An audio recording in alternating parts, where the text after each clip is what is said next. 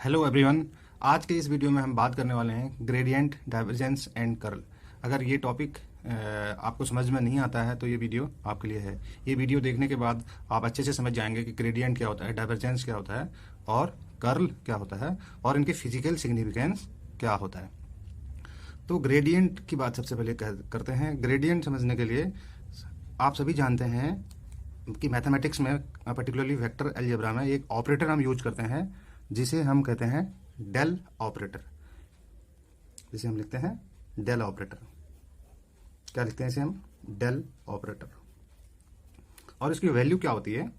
इसकी वैल्यू होती है डेल डेल एक्स आई cap plus del del Y जे cap plus del del Z K cap. Right. So यही del operator का खेल है ग्रेडियंट, डाइवर्जेंस एंड कर्ल के लिए। सो ये डेल ऑपरेटर कैसे ऑपरेट करता है इन तीनों में, ग्रेडियंट में, डाइवर्जेंस में और कर्ल में, ये चीज़ अब हम यहाँ पे देखते हैं। मान लीजिए हमारे पास कोई वेक्टर है ए, कोई वेक्टर है A. Now this vector A can multiply in 3 ways. It can multiply with a scalar. अगर ये स्केलर से मल्टीप्लाई करता है तो क्या बन जाएगा? ए स्केलर था, ठीक है। It can multiply with a scalar resulting in vector A.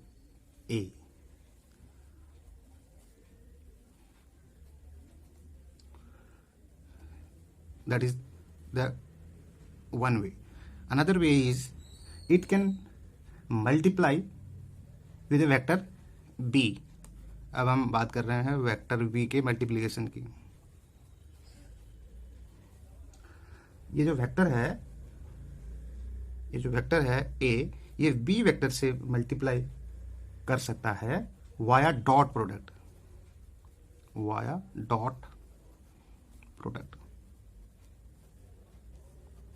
क्या बनेगा a डॉट b। ये डॉट लगाना जरूरी है। सो जब वेक्टर a को वेक्टर b से मल्टीप्लाई करते हैं तो हमें इसे कहते हैं डॉट प्रोडक्ट, अगर बीच में डॉट लगा है। Another way of multiplying could be by vector b via the cross product. किसी वेक्टर से हम मल्टीप्लाई कर रहे हैं a वेक्टर को, अब बात कर रहे हैं क्रॉस प्रोडक्ट के जरिए। ये क्रॉस का साइन लगा दिया। सो ये क्रॉस प्रोडक्ट है, ये डॉट प्रोडक्ट है और ये स्केलर प्रोडक्ट है किसी वेक्टर ए का। सिमिलरली अगर हम बात करें डेल ऑपरेटर कैसे ऑपरेट करता है, डेल ऑपरेटर कैसे ऑपरेट करता है? It can act 3 ways. So there are 3 ways the operator delta can act. Number 1, अब हम बात कर रहे हैं डेल्टा की। Number 1 is on a scalar function. अगर ये स्केलर फंक्शन पे ऑपरेट कर रहा है, scalar function, if it is acting on a scalar function, कोई स्केलर फंक्शन हमने लिया है, ये है टी, स्केलर फंक्शन पे ये ऑपरेट कर रहा है, तो क्या बनेगा? Del T, del of T. इसी को हम ग्रेडियंट कहते हैं।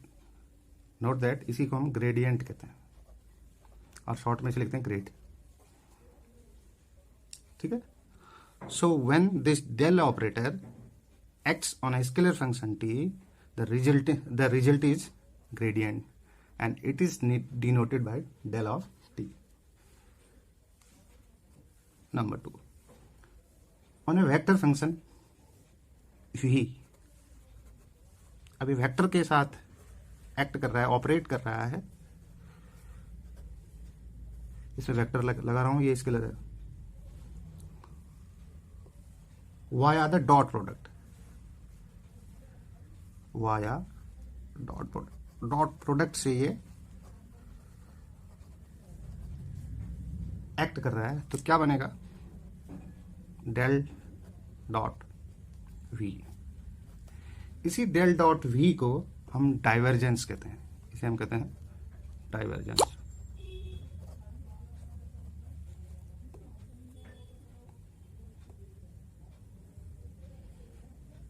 इसे हम कहते हैं डाइवर्जेंस। अभी इनकी मैं फिजिकल मीनिंग बताऊंगा थोड़ी देर में। अब तीसरा है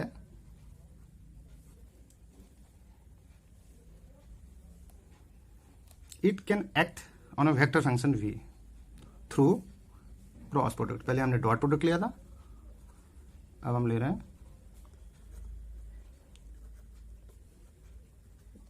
cross product via cross product. आप इनको नोट्स के तौर पे भी इस्तेमाल कर सकते हो। डॉट सो क्या बनेगा, क्रॉस वी। और इसे हम कहते हैं कर्ल, इसे हम कहते हैं कर्ल। डॉट प्रोडक्ट को हम कहेंगे डाइवर्जेंस, क्रॉस प्रोडक्ट को हम कहेंगे कर्ल, और खाली स्केलर प्रोडक्ट है तो हम इसे कहते हैं ग्रेड और ग्रेडियंट। ठीक है, सो ये तीन चीजों का मैथमेटिकल इंटरप्रिटेशन यही है। मैथमेटिकल इंटरप्रिटेशन ग्रेडियंट, डाइवर्जेंस और कर्ल का ये है। अब हम बात करते हैं इनके फिजिकल सिग्निफिकेंस की। बट फिजिकल सिग्निफिकेंस समझने से पहले चलिए बात कर लेते हैं, एक न्यूमेरिकल प्रॉब्लम लेते हैं ग्रेडियंट को समझने के लिए। ग्रेडियंट को समझते हैं इस न्यूमेरिकल प्रॉब्लम से। न्यूमेरिकल प्रॉब्लम है find the gradient of r equal to under root of x square plus y square plus z square. Here r is the magnitude of the position vector. So gradient r कैसे निकालेंगे? Gradient are का मतलब है del operator को हम associate कर देंगे are से, जो यहाँ पे आर दिया हुआ है उसको हम एसोसिएट कर देंगे। रिमेंबर कि we are not multiplying del with r, हम केवल डिफ्रेंसिएशन करेंगे इसका, यानी इसको ऑपरेट करेंगे आर से। So it becomes del r upon del x I cap plus del r upon del Y J cap plus del r upon del z. ठीक है, सो जब हम आर की वैल्यू ये है, इसको डिफ्रेंशिएट करेंगे विद रिस्पेक्ट टू एक्स। सबसे पहले एक्स के रिस्पेक्ट में करेंगे, then we will differentiate with respect to y and then with respect to z. So it becomes 1/2 2x upon under root x square plus y square plus z square I cap. Similarly for the y term and similarly for the z term. So 2 gets cancelled out here also and here also. So finally we are left with x I cap plus y j cap plus z k cap upon x square plus y square plus z square under root. So this is nothing but the vector r. This is the position vector r and this is magnitude of r. So when the vector is divided by its magnitude and the result is unit vector. So ये हमारा unit vector आ गया. So r unit vector जो कि एक vector है। तो जब भी ग्रेडियंट निकालते हैं किसी स्केलर का, so रिजल्ट क्या आता है? वेक्टर। ध्यान रहे, remember this point, whenever a gradient is found of a scalar quantity, the result is a vector quantity, right? अब बात करते हैं हम डाइवर्जेंस की। डाइवर्जेंस क्या होता है? From the definition of del we construct the divergence. Divergence v is equal to del dot v. v vector है, यहाँ पर आप एरो लगा सकते हैं ऐसे।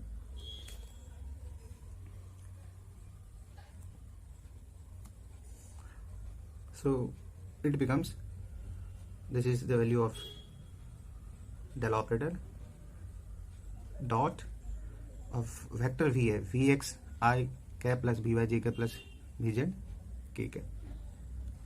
So जब हम इसका डॉट प्रोडक्ट निकालते हैं तो what we get is a scalar. So divergence v is a scalar quantity. ये पॉइंट नोट कीजिए, ग्रेडियंट v वेक्टर क्वांटिटी आता है और डाइवर्जेंस किसी वेक्टर क्वांटिटी का स्केलर आता है, ठीक है।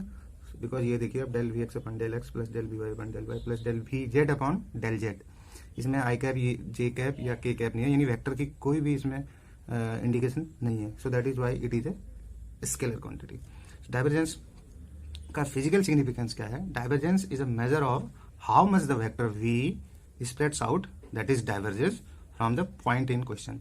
यानी इस पॉइंट पे, किसी पर्टिकुलर पॉइंट पे कोई भी वेक्टर, अगर हम यहाँ पर वेक्टर वी की बात कर रहे हैं, तो वो कितना डाइवर्ज हो रहा है, यानी कितना स्प्रेड कर रहा है, कितना फैल रहा है, उसे हम डाइवर्जेंस कहते हैं।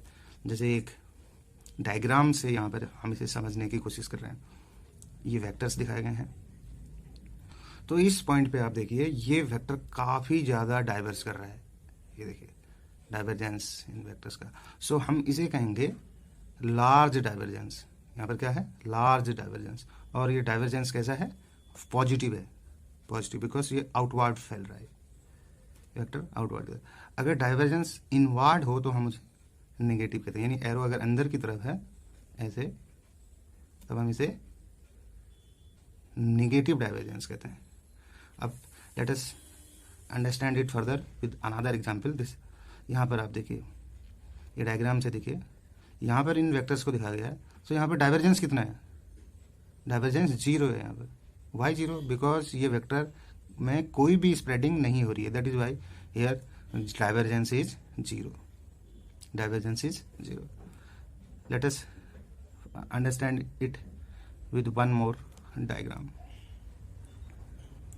ये देखिए वेक्टर, इनके मैग्नीट्यूड्स को भी देखिए। यहाँ पर ये मैग्नीट्यूड है, देन अ बिगर वन, देन स्टिल है बिगर वन। तो यहाँ पर डाइवर्जेंस कैसा है? पॉजिटिव डाइवर्जेंस है, बाहर की तरफ है, ठीक है। एक न्यूमेरिकल प्रॉब्लम आपके लिए है, आप इसे सॉल्व कर सकते हैं। इफ v एक वेक्टर दिया गया है,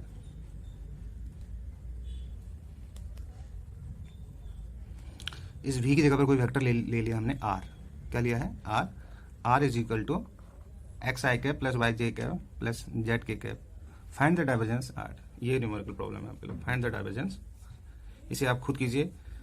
आपके माइंड में अगर एकदम से अगर आप इसे कर पाते हैं बिना पेन चलाए, तो इसका मतलब डाइवर्जेंस आपको समझ में आ गया है। इसकी वैल्यू आती है 3, बिकॉज जब r को हम x के साथ x के रिस्पेक्ट में डिफ्रेंशिएट करेंगे तो 1 आएगा, y के रिस्पेक्ट में 1, z के रिस्पेक्ट में v1। So 1 + 1 + 1 is equal to 3। Answer is 3, जैसे कि यहाँ पे इंडिकेट किया गया है।